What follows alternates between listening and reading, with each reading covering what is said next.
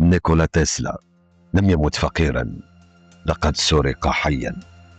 في 7 من يناير عام 1943 وجد تسلا جثة هامدة في الغرفة 3327 بفندق نيويورك. لكن قبل أن تصل سيارة الإسعاف كانت هناك جهات أخرى قد وصلت بالفعل.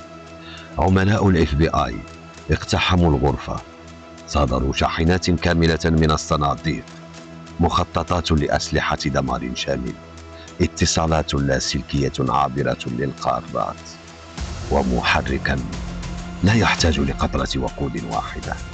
أعلنوا للعالم أنها مجرد أوهام لرجل عجوز، لكنهم صنفوا أوراقه تحت بند سري للغاية ل80 عاما. لماذا يخشون من أبحاث رجل ميت؟